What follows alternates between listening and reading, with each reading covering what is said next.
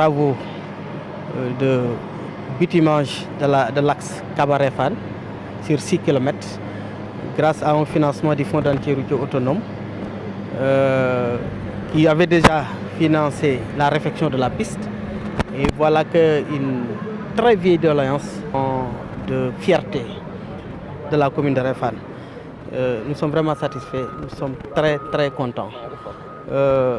Qui connaît le coût des bitumages des routes, qui connaît les difficultés, quand on nous dit qu'aujourd'hui, enfin, la commune de Réfane sera raccordée au réseau national, à la route nationale numéro 3, par une route goudronnée, nous ne pouvons que nous satisfaire de cela et remercier encore une fois très fortement le président de la République Macky Sall, le ministre Mansour Faye et mon frère et ami, le directeur général du Fonds d'entier routier autonome, M. Mamoudou Faye. Mais remercier également les autorités administratives. À travers elles, je vais citer simplement le sous-préfet de Lambaye, M. Cheikh Anta Dieng, qui nous a bien encadrés, qui a bien suivi le projet avec diligence. Et à chaque étape, il a joué son rôle. Donc nous le remercions, mais également nous remercions toutes les populations de la commune de Réfane qui sont sorties massivement pour magnifier ces gestes, pour nous accompagner dans le projet. Nous prions pour que ce projet, très rapidement, qui en principe devra durer 4 mois, donc c'est un délai de 4 mois, nous prions pour qu'il n'y ait aucun problème, pour que tout puisse se passer dans les règles de l'art et qu'on puisse réceptionner notre route goudronnée dans les plus brefs délais. Parce que nous avons vu quand même un phénomène assez déplorable au Sénégal, c'est au Sénégal de manière globale. Les populations se lèvent et érigent des dos d'âne par elles-mêmes. Souvent, il n'y a pas la technique qu'il faut. Donc tout ça, c'est des choses qu'il faudra éviter. Parce que pour faire un dos d'âne, c'est une technique. Hein? Donc il ne faudrait pas que les populations se lèvent. Pour faire elles-mêmes les dos d'âne, il faudrait également qu'elles évitent de verser des eaux usées. Tout ça, c'est l'ennemi principal de la route. Les techniciens peut-être vous le diront, c'est les eaux, surtout les eaux usées. Donc je lance un appel aux populations pour qu'ils prennent soin de ces bijoux qui coûtent excessivement cher. Teli dafa cher. Donc nañ fi jàpp. Depuis plus de 40 ans, on voulait l'avoir, on ne l'a pas. Aujourd'hui, enfin, nous l'avons. Il faut en prendre soin. Ça coûte excessivement cher. Alassane Diagne, responsable technique du FERA. Donc ce qui nous réunit ici aujourd'hui, c'est la cérémonie de démarrage des travaux de bitumage de la route Kaba-Réfane.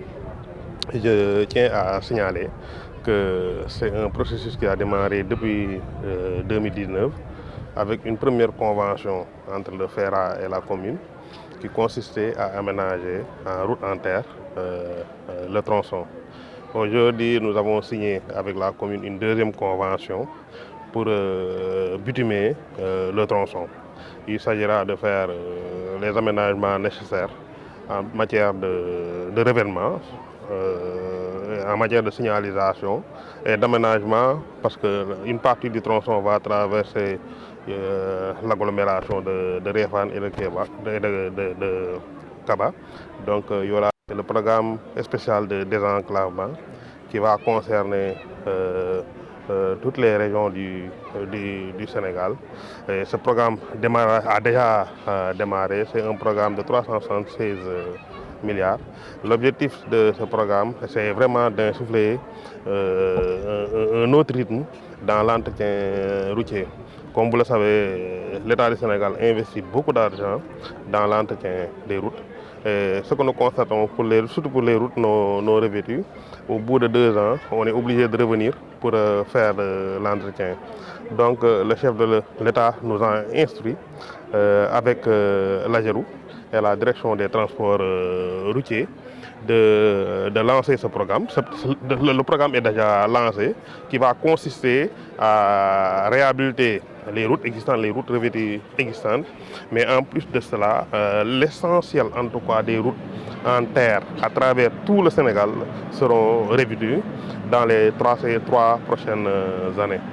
Donc la région, le département de Bambey en fera partie. Et donc voilà. Waaw, comme ni ko président waxee, moom moo ñu instruire pour ñu defar benn programme bi nga xam ne moo ko tëgg muy le programme spécial de désenclavement FERA nar ko financé ñu nar ci liggéey ak AGEROUTE ak direction des transports routiers programme bu rëy la bu 376 milliards bu ñuy déroulé ci année 2022 2023 2024 objectif boobu mooy pour gën a indi beneen gis-gis ci mbirum entretien surtout lu jëm ci yoonu rang-rang yi parce que état bi day def xaalis bu bëri pour yoonu rang-rang yi mais noonu la bindoo yoonu rang-rang bu ñu ko tabaxee bu ñu defee ay ñaari at il faut ñu ñëwaat defaat ko entretien te loolu dafa cher loolu moo tax programme président boobu mi ngi consister en tout cas pour l'essentiel route yi nga xam ne yi ëpp solo en tout cas yi ëpp ci Sénégal